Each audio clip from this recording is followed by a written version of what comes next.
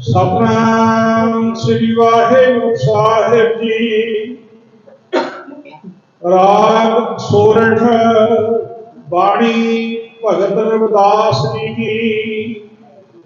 एक ओंकार सतगुर प्रसाद। जब हम होते तब तू नहीं, अब तू ही मैं नहीं। अनल अगम जैसे लहरमय उदल, जल केवल जल माही।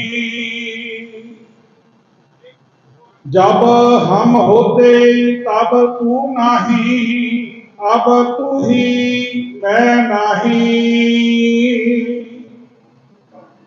अनल अगम जैसे लहरमय उदल, जल केवल जल माही। माधवे क्या कहिए भ्रम ऐसा, जैसा मानिए होए ना तैसा। रहा नरपत एक सिंहासन सोया, सुपने भया भिखारी। अक्षत राज विशरत दुख पाया, सो गद भई हमारी। राज भयंग प्रसंग जैसे है, अपकश मर्म जनाया।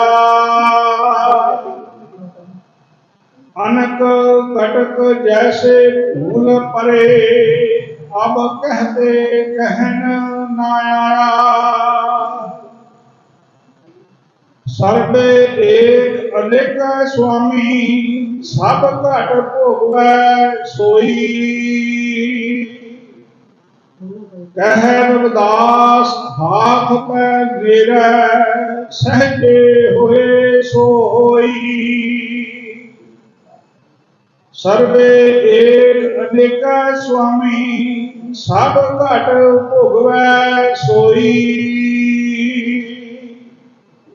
कह रविदास हाथ पे गिरै, सहजे हुए सोई। वाहिगुरु जी का खालसा, वाहिगुरु जी की फतेह।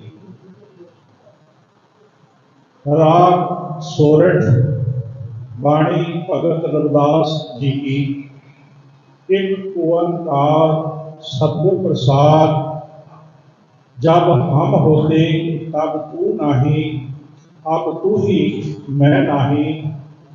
अनल अगम जैसे लहर मय ओधल, जल केवल जल माही।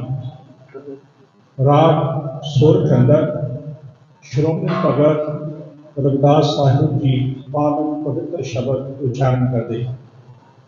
एक ओंकार सतगुर प्रसाद, एक अद्वितीय ब्रह्म सारिਆਂ ਦਾ प्रकाशक है, जो सतगुरु साहिब जी की कृपा द्वारा प्राप्त होता है। इस पावन शब्द विच भगत रविदास साहिब जी फरमाते हैं कि जितना चिर मनुख हौमे विच घिरिया होया है, उदा चिर ना तो इस मनुख के हृदय अंदर परमेश्वर का नाम वसता है, और ना ही हौमे करके मनुख को परमेश्वर का मिलाप प्राप्त होता है।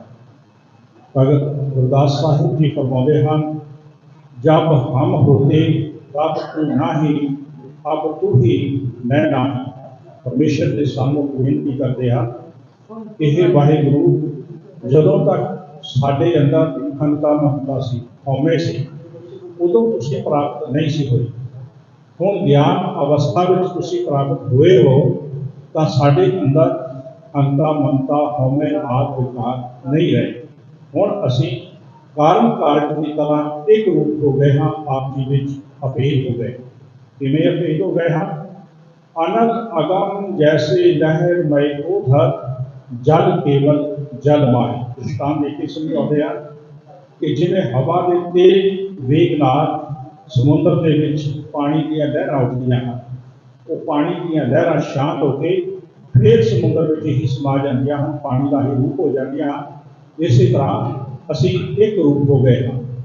माधवे क्या कहिए ब्रह्म ऐसा, माधवे भाव माया के पति परमेश्वर की दसिए कि इस भरम का स्वरूप ही ऐसा है, जैसा मन है होए ना तैसा।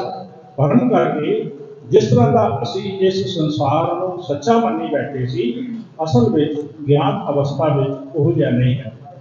नरपत एक सिंहासन सोया, सुपने भया भिखारी। इस भरम करके जो भगत रविदास साहिब जी दसते हैं कि साडी हालत हुई सी, उसका सिद्धांत दे के फरमाते हैं कि जिवें एक बादशाह राज तखत से बैठा होया सौ गया, नींद आ गई, सुपना आया, सुपने में सारा राज भाग नाश हो गया, दुश्मन ने राज दरबार विचों भी कढ़ दिता। उसने अपने आप को भिखारी बनया होया दिखे, भिखारी बनया होया हाथ में झूठा फड़ के हर दर से मंगता फिरता है, बड़ा दुखी होता है। अछत राज विश्रित दुख पाया, सो गल घड़ी हमारी। चंगा भला राज भाग दे हुंदिया होया जदों उसको जाग आई तो उसने देखा कि मैं तो राज सिंहासन ते ही बैठा होया हाँ, ये कोई सुपना आया होगा। इस तरह उसने सुपने में अपना राज भाग नाश होया देख के दुखी होता है। वो हालत साड़ी हुई पई है। अविद्या की नींद में सुनिया संसार सुपने में स्वरूप रूप के राज को विछड़ के असी दुखी होए पए हैं। राज भयान प्रसंग जैसे है, अब तक मरण जनाया। जिमें हनेरे विच पई रसी सत प्रतीत होती है, ऐसा परम। ये भरम का भेद हम सतगुरु साहिब जी ने कुछ जनाना किया है, असी समझना किया है। अनक प्रकट जैसे भूल भरे, अब कहते कहन न आया। एक तो अनेक रूप किस तरह हुए हैं, जिमें सोने के अनेका ही गहने बड़े हों, कड़े मुंदरियां आदि, वो सोने के होंगे हैं। पर जदों उन्होंने ढाल के गली बना दी जाए तो भी वो सोना ही है, गहणिया के रूप में भी सोना है, गली के रूप में भी सोना है। इसी तरह इस ब्रह्म में ये जीव भी उसका स्वरूप हैं, ब्रह्म आप भी शुद्ध सोने का स्वरूप है। सर्वे एक अनेक स्वामी, सब कट भोग वै सोई। वो अकाल पुरख परमेश्वर ठीक है, एक ही सारे संसार में बरत रहा है, एक तो अनेक रूप होके सारे हृदय में आनंद भोग रहा है। कह रविदास हाथ पै नीर है सो होई। भगत रविदास साहिब जी कथन करते हैं कि हे परमेश्वर आप साडे नजदीक हो, हथा पैरों तो भी नजदीक हो। आप जी के भाणे में जो होंदा है वो सुते सिद्ध ही हो ही जाता है।